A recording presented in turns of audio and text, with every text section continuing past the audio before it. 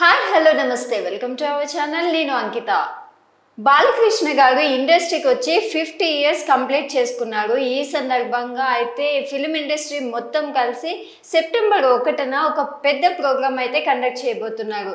So ఈ పెద్ద ప్రోగ్రామ్కి మొత్తం ఇండస్ట్రీ నుంచి అయితే బడా హీరోలందరికీ ఇన్విటేషన్ అయితే ఆల్రెడీ అందరికీ వెళ్ళింది. సో అలాగే అందరూ బాలకృష్ణ గారి ఫ్యాన్స్కి అయితే ఒక డౌట్ అయితే ఉన్నది, చిరంజీవి గారు ఈ ఫంక్షన్కి వస్తున్నారా లేదా అనేసి. కానీ ఇప్పుడైతే ఒక గుడ్ న్యూస్ అని చెప్పొచ్చు. చిరంజీవి గారు బ్రదర్స్ నేను వస్తున్నా అనేసి అంటున్నారు. సో అసలు ఈ టాపిక్ పైన డిస్కస్ చేయడానికి నాతో పాటు సినీ క్రిటిక్ యజ్ఞమూర్తి సార్ ఉన్నారు. ఆయనతో మాట్లాడదాం.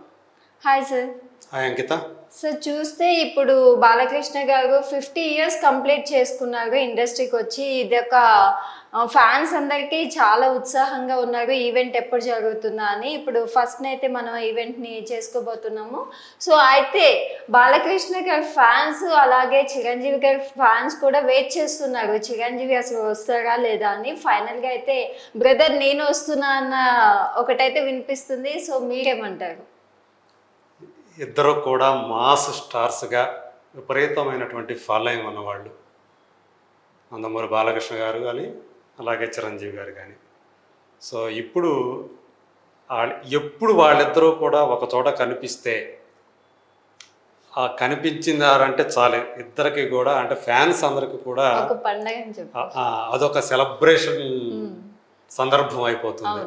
సో అలాంటిది ఇప్పుడు ఎన్నాళ్ళ తర్వాత వాళ్ళిద్దరూ ఒక వేదిక మీద కనిపించబోతున్నారు అనే న్యూస్ ఏదైతే వస్తూ ఉందో అది ఇద్దరు ఫ్యాన్స్ కూడా చాలా ఆనందాన్ని కలిగిస్తున్నటువంటి విషయం.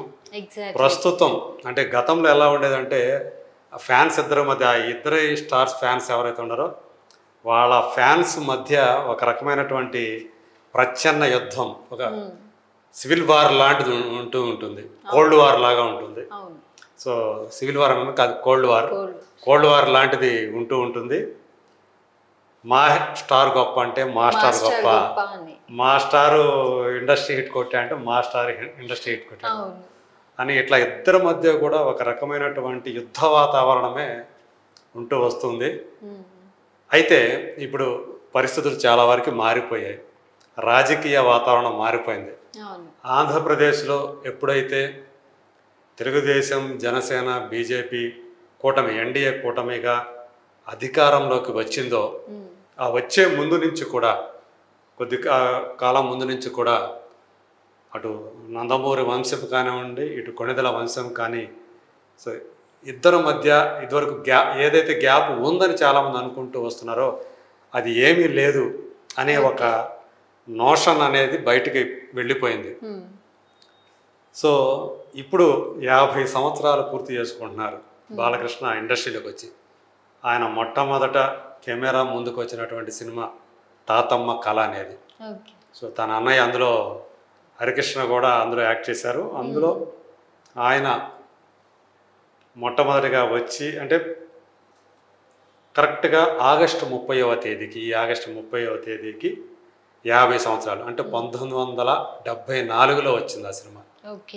సో అప్పటి నుంచి 50 సంవత్సరాల పాటు ఆయన కంటిన్యూగా తన సినీ ప్రస్థానాన్ని కొనసాగిస్తూ ఈరోజు ఒక అగ్ర కథానాయకుడిగా రాణిస్తూ ఉండటం అనేది ఒక పెద్ద విశేషంగా చెప్పుకోవాలి. అవును సార్, అంటే 50 ఇయర్స్ అంటే అసలు సామాన్య విషయం కాదు. అసలు ఎంత గొప్ప వ్యక్తులకి మాత్రమే ఇలాంటి ప్లేస్ అనేది దక్కుతుంది. ఇన్ని ఇయర్స్ ఇండస్ట్రీలో ఒక బ్లాక్ బాస్టర్ అంటే అప్ అండ్ డౌన్స్ ఉంటూ ఉంటాయి, కానీ చివరి వరకు కూడా ప్రతి మూవీ కూడా ఒక బ్లాక్ బాస్టర్ రేంజ్ అనేది తీసుకురావడం ఇది బాలయ్య బాబుకే సాధ్యమని చెప్పాలి. అంటే ఒక యాక్టర్కి 50 ఏళ్ళు ఉండొచ్చు, కానీ ఒక స్టార్కి 50 సంవత్సరాల పాటు స్టిల్ ఆయన ఇండస్ట్రీలో ఇప్పుడు స్టారే, ఇప్పటికీ కూడా కథానాయకుడిగా నటిస్తూ వస్తున్నాడు. అందు గురించే పైకి ఏంటంటే ఆయన వరుసగా 3వసారి హిందూపురం ఎమ్మెల్యేగా ఎన్నికయ్యారు. సో ఒక రాజకీయ నాయకుడిగా కూడా ప్రజలకు సేవ చేస్తున్నారు. దీనితో పాటు ఆయన ఏదైతే Basavarama Tarakam Indo American cancer hospital ఏదైతే ఉందో దానికి చైర్మన్గా కూడా సో ఎంతో మందికి జీవితాన్ని ప్రసాదిస్తూ ఉన్నారు.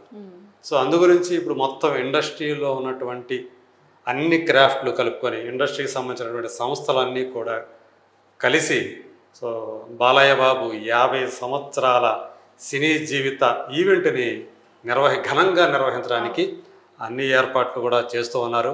సో నోవాటెల్ హైటెక్స్లో ఉన్నటువంటి నోవాటెల్లో అన్ని హాల్స్ కలిపేసి చేస్తున్నారు. కలిపేసి ఒక బిగ్ పెద్ద హాల్ చేసేసి అంత పెద్దగా ఈవెంట్ నిర్వహిస్తున్నారు.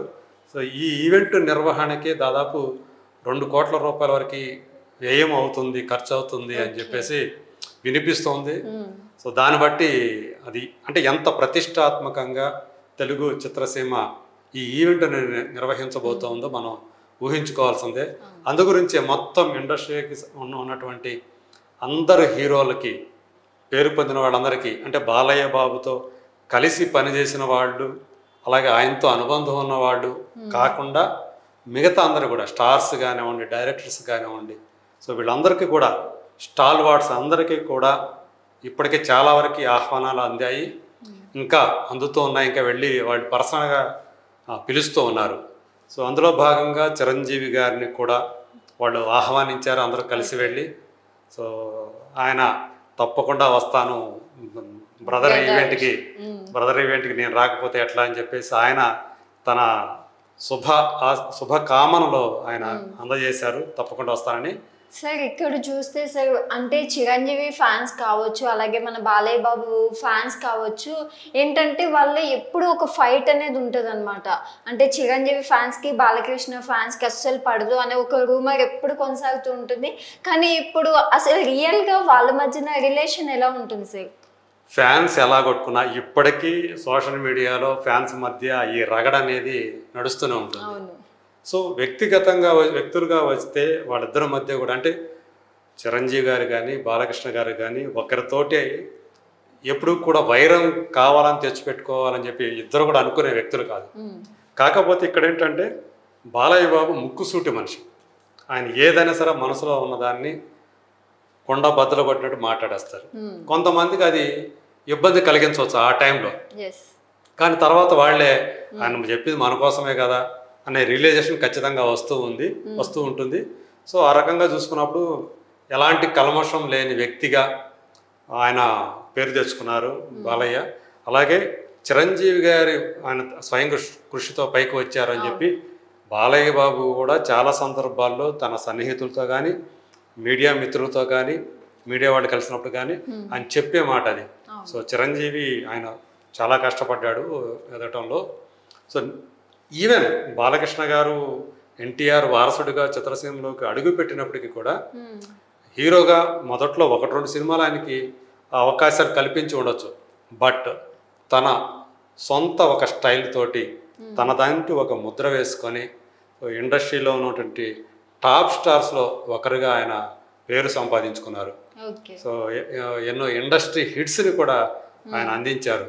సో ఇప్పటికీ కూడా అంటే అన్ని రకాల జానర్ సినిమాలు చేసినటువంటి, అంటే అటు సోషల్ కానివ్వండి, ఇటు మైథాలజీ కానివ్వండి, అటు ఫోక్లోర్ కానివ్వండి, ఇలా ఈవెన్ సైన్స్ ఫిక్షన్ కానివ్వండి, ఇలాంటి అన్ని రకాల తరహా సినిమాలు చేసినటువంటి, అంటే తన తరం హీరోల్లో ఎవరికి ఆ రికార్డ్ లేదు. అలాంటి రికార్డు బాలయ్య బాబు సొంతం.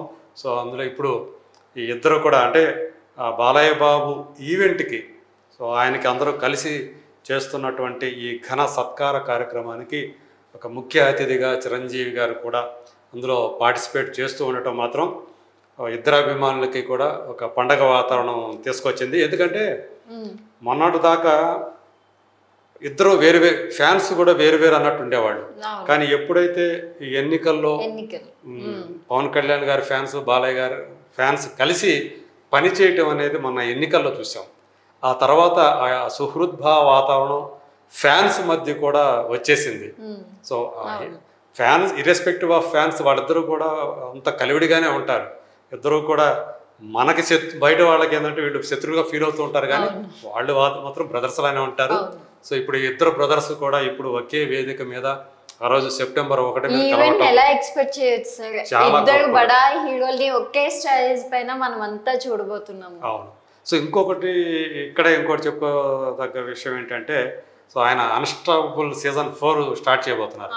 ఈసారి అందులో స్పెషల్ అట్రాక్షన్ చిరంజీవి గారు, ఆయన ఒక గెస్ట్ గా రాబోతున్నారు. ఇదివరకు ఆల్రెడీ పవన్ కళ్యాణ్ గారు వచ్చేసారు, మహేష్ బాబు వీళ్ళందరూ వచ్చేసారు. ఇప్పుడు ఈసారి సీజన్కి మాత్రం సో స్పెషల్ అట్రాక్షన్గా చిరంజీవి గారు రాబోతున్నారు అని చెప్పేసి మనకు తెలుస్తూ ఉంది. సో ఒక్కసారి అంటే డబుల్ బోనాంజా అని చెప్పాలా.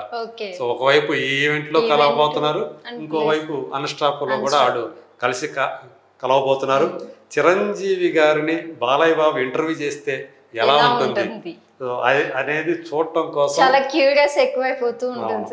క్యూరియాసిటీ లెవెల్స్ మామూలుగా లేవు. ఖచ్చితంగా అది షో బ్లాక్ బస్టే, ఈ ఈవెంట్ కూడా blockbuster. Okay, thank you.